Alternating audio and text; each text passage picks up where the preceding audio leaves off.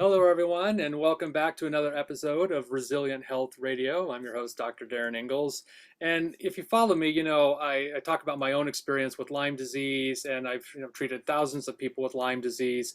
It's the fastest growing infectious disease in the world. In the United States, it affects more than 476,000 new patients every single year. So you can do the math, and it's now affecting literally millions and millions of people, not just in the United States, but really around the world.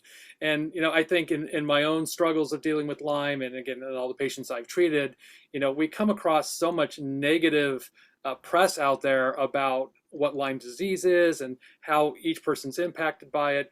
And honestly, I've been on Facebook groups and a lot of social media platforms. And if you spend a lot of time on these platforms in different Lyme groups, you might get the sense that people never ever get better.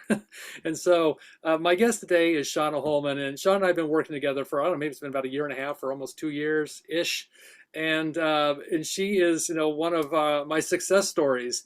And so I just thought it'd be really great if Shawna could come on today and share a little bit about her experience of dealing with Lyme disease. And, we'll get into, a little bit more about, her story and, how she's dealt with her family. Because, I know so many of you, it's not just about how it's impacting you, it's everyone around you who's, your kids, your spouse, your loved ones. It impacts everyone in your world. So, Shawna, thank you so much for taking time out to talk with me today. Thanks for having me. I'm excited.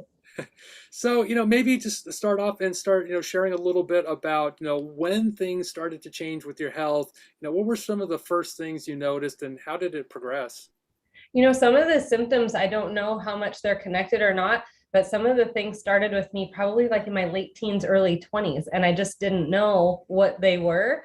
Looking back, obviously, you can start to put the pieces of the puzzle together, but they were just funky things that shouldn't be happening to somebody at that age, like getting really weird joint pain that didn't make sense coming out of nowhere with no injury and then would kind of go away on its own and pop up in another joint at another time, heart palpitations, things like that. And I did see the doctor for some of that and never got any answers. So just kind of put it on the back burner until something else popped up. And that went on really over the years and different things coming up here and there. And I mean, it just never went away. It was always something new. I ended up having more like chronic health issues.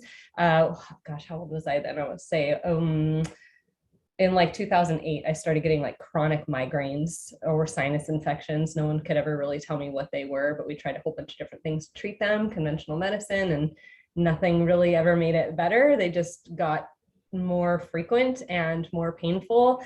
And my health kept just kind of spiraling downward slowly. And I didn't even really know that that was happening. And I think that my immune system just tanked from all the interventions that included, antibiotics over and over, steroids over and over, and just nothing really getting better till I was in pain for the last year of that. From like 2012 to 2013, there was not a moment of a day that I was not in pain. It just kind of fluctuated how bad it was at certain points. And then while I was on antibiotics and steroids again for these things, I ended up getting an infection in my, just from a little tiny hangnail. I got MRSA and sepsis and ended up on a week of IV antibiotics, and I was still in pain, even on these IV antibiotics and everything. Nothing was making my headaches feel any better. And yeah, that's when I decided I needed to do something else. And I made a lot of changes. Yeah. Well, I mean, to your point, I think this is a common story. People who have these ongoing, collection of symptoms that go on for often years. Mhm. And again, they've gone to the doctor, you've gone to the specialist, you've seen the neurologist, the rheumatologist, what Yeah. other ologist gets lined up. And, everything on paper, your blood tests look normal, your MRI often looks normal. So it's just so common that people go through this litany of different tests, and Mhm. on paper everything kind of looks pretty good. Yep. But this is why they call Lyme the great imitator, the great mimic. It looks like so many things. And I've talked about this on previous podcasts. When I moved to California, because I lived in Connecticut for 18 years, where Lyme disease is named after Lyme, Connecticut. I lived 30 minutes down the road from Lyme, Connecticut when I got Lyme. But I came out to California and I was really surprised at the number of doctors, healthcare providers that were really unaware of Lyme. And in fact, I had one doctor tell a patient that there's no. I had multiple doctors actually tell patients there's no Lyme disease in California. I had one doctor tell a patient there's no deer in California, which is ridiculous. Yeah. But this is kind of what the Lyme community are running against, up against, is that we have the people who really should be the experts in Lyme being very unaware of what it is, what it looks like, and this idea that Lyme's really only in New England or the central part of the Midwest. We had a study done out in California last year. They were looking at ticks on the beaches of California and found these ticks do indeed carry Lyme disease. So this idea that you live in a state that's not necessarily known to be endemic for Lyme kind of doesn't matter. It's really been reported in all 50 states, certainly California, and even according to the CDC, California is the fifth fastest growing state for Lyme disease. So, it's just so frustrating when, you're trying to get help and you keep going to the doctor over and over and Yeah. coming up empty handed. Yeah. I mean, that's what happened. Lyme was not even on my radar when I started making changes back in 2013. I didn't really know anything about it. I had heard of it. I didn't have any idea that that could be something that I was struggling with at that point, but I just made changes and saw a big change in my health. I think that most all of my symptoms pretty much went away with like diet and lifestyle changes at that point. And I can't remember really having any symptoms pop up for several years. It wasn't until I had two kids pretty much back to back. They're 16 months apart. And when the youngest was still a baby, I started getting new symptoms with like some vertigo and neuropathy, like dropping things, and my migraines coming back and things like that. And I ended up back at the doctors, chasing different doctor, this, doctor that, trying to figure out what's going on, a lot of neurologists and things, because it looked like MS. Yeah. We were pretty certain that I was braced for that diagnosis and went through the MRIs and everything, and it wasn't MS. And that's when Lyme went on my radar, because it was like the only other thing that could make sense. It was like this, everything points to MS, but it wasn't. And that's when I found out that chronic Lyme can look like that. And it was at that point that I decided I should probably pursue answers in that, but I didn't know where to get answers, because like you're talking about, that most conventional doctors that I talked to didn't even believe that chronic Lyme exists. So I didn't know, I knew I needed to find somebody who understood Lyme, believed in chronic Lyme, and had real answers for me. Also, that didn't include just putting me back on antibiotics, because that did not work for me. And I was not about to wreck my body again, because I had just spent so much time healing. So that was in 2018. That I ruled out MS, but then my symptoms went away again. And then it wasn't until after I had like some pretty heavy trauma later in the year in 2018 and beginning of 2019 that some symptoms kind of came back. And then 2020, and then the stress and everything. And I think just from the stress and trauma that my symptoms kind of exploded again. And then it became like, this is serious. I really need to figure this out. And then I started asking friends who are in the more like holistic medical world, who know people and who are very talented at what they do. Like, somebody help me find someone who can actually tell me if this is Lyme or not. Like, this is the next thing I've got to rule out. And so it was in 2020 that I started pursuing that. And then that's when I found you. Great. Well, you mentioned a little bit about, making diet changes, lifestyle changes. Can you share a little bit about, what sort of changes were you making? Yeah, in the beginning, I had read a book by J.J. Virgin, actually, and it was what's it called? The Virgin Diet. So I found out about how foods can be inflammatory, foods that we eat every day that I had no idea could be problematic. They're, like eggs, wheat, things that I just was having all the time. And I never felt a reaction, like eat the food and then feel a reaction. So I didn't have any idea that they could be connected, but I did do the elimination diet. And within days, my symptoms were completely gone. And it just kind of opened my mind and my eyes to this whole world. And I just started reading ingredients on everything and just making little swaps here and there and making changes. Those, like I said, in 2013, just little bits at a time. But my symptoms just completely vanished. And I became like so excited about this. I just had to share it with everyone around me. Like, you guys know, like, this could be causing your this and that, because I just had no idea anything about inflammation. And so that's kind of how it got started. And it's been kind of like a little bit of a snowball ever since. Well, I think it speaks to how powerful food really is. And I know, I think some of us have the experience of eating a food. We don't get anaphylactic reactions. We don't get true food allergies, but, we get these delayed reactions. And, we know from the research, the reaction can be delayed up to 3 days after you've eaten a food. So if you're Yeah. eating, tomatoes or potatoes or wheat or eggs or dairy, you may not feel it immediately, but a lot of the symptoms that often we chalk up to Lyme disease in some cases can actually be related to a food sensitivity. And I'm Right. always amazed, and I guess at this point I shouldn't be amazed anymore, but when we make, these very simple dietary changes and pull out, especially a lot of the common known food sensitivities like dairy, wheat, eggs, soy, things of that nature, how much better people feel, and often in a pretty short period of time.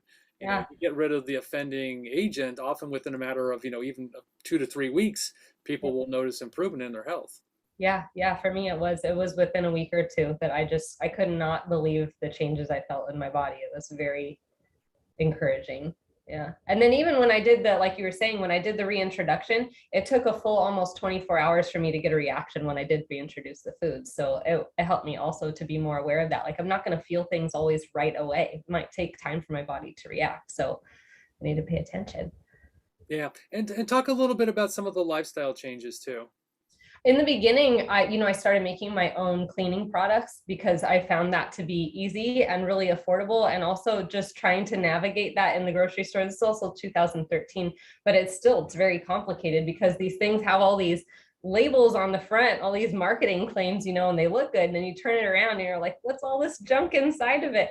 So it was very overwhelming for me to try and navigate which one of these are actually less toxic and which ones aren't. So I just started making my own, and so that was a big part of it too. And then it started to become, the personal care products and other things here and there. It wasn't until years later that I started making more like costly investments like the air purifier or the water filter, just because we couldn't afford it. We had to save up for those kinds of things. But I did a lot of really small budget friendly changes along the way, and those made a huge difference.